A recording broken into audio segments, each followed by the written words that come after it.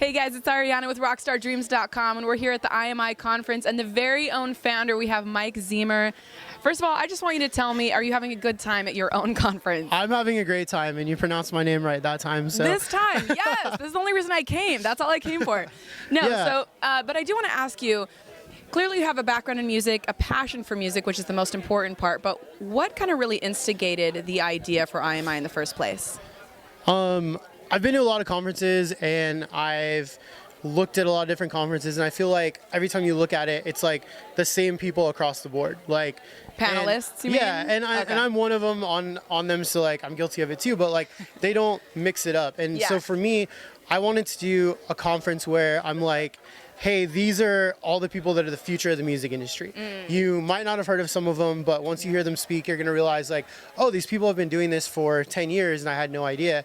Whereas like your typical conference has big intimidating guy from major label, huge festival promoter that I don't want to talk to, agent that I've emailed 100 times and hasn't responded to me. It's like tough to relate to that. Yeah, I want it to be tangible. Like, yo, we all love music and we're here because of that, and we can like if you look around, like we're just talking to everybody. Like everyone here is like, hey, I'm hanging out, and no one's like, all right, I'm done, I'm out of here. Like they've all stuck around to talk to people, and there's lots of questions and lots of brainstorming going.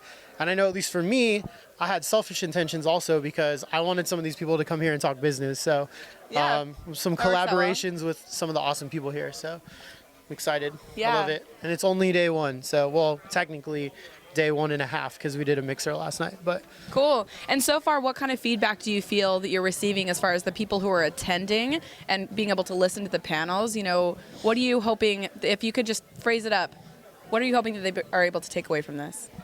I just want them to be inspired to work in music. Like, there's a lot of people that are talking about how it's like hard to get into music for one reason or another, and I want people to come here, see all different types of people that work in music from all different backgrounds, working in all different parts of the music industry, that are like, hey, I'm just like you. I went to concerts as a kid, started, hanging around bands or venues, and now I'm working in music. And so I want them to come to something like this and learn that you can literally do anything you want in music as long as you work. I love that. Cool. Let's talk about So What. That's kind of your main business. What can we expect for the lineup in March? It's going to be awesome. We have like a big variety this year. We already knew that. We want to know more. We have like all the 10-year albums that are coming, like Mayday Parade, 4 Years Strong, Forever Sick as Kids. We got the Friday Night Boys back together for one show. Nice. And then we added in some hip hop this year. We're still working on that.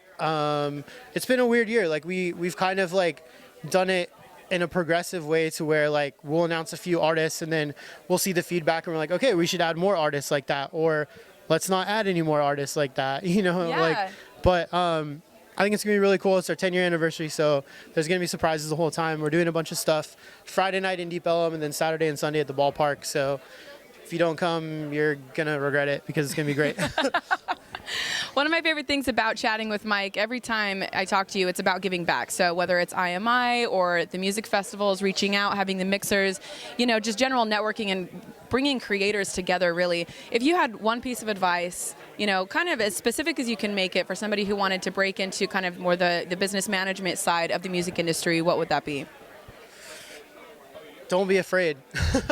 I think the number one thing that defeats people from the start is that they're afraid to ask questions. They're afraid to approach people. They're afraid to take that chance. They're afraid of what their parents are going to say, what their friends are going to say.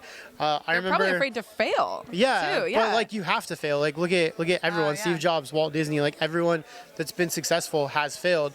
And I mean, even me, like when I was 20 years old and I'd only been doing this for a couple years, I was dating this girl and her parents were like, oh, so you don't go to college anymore? I'm like, no, my career is doing really well. And they're like, oh, you think you can have a career in music? And I'm like, yes, I can. And they're like, yeah, so, I really think that. So you're not going to graduate college? And I was like, I can't. Like my business is taking off and like I don't have time to do both. And they're like, I don't know, I think you need to go to college. And I'm like, oh, I want that mentality to leave. Like you can do things without a formal education. Like we aren't the easiest country for people to be able to get an education, and even then, like to get an education and then pay your student loans for years is like that's so like defeating in itself. Tough, yeah. Because you're like, okay, cool, I got this really awesome job, but I can't afford my rent because I have all this debt. Whereas a lot of Right. people will come to something like this and they'll be like, I'm gonna give it a shot. I'm gonna intern or do something, and then they make a career out of it without that formal education, which isn't terrible. But they really focus, because what I love about your story is that your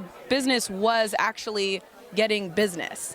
You know, that you were booming, you were passionate about it, you were engaged, you weren't Yeah. just sitting around waiting for it to happen to you. I think that's the difference. Yeah, I mean, it takes a lot of hard work. Like a lot of people expect like, oh, instantly I'm gonna have success because I got Right. this one internship.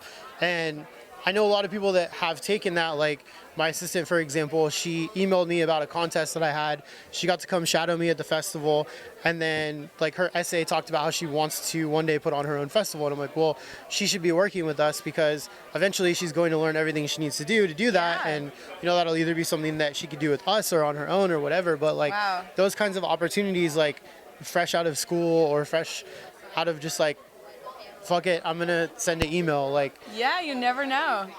Cool. Hey guys. Eric Tobin from Hopeless Records just walked in.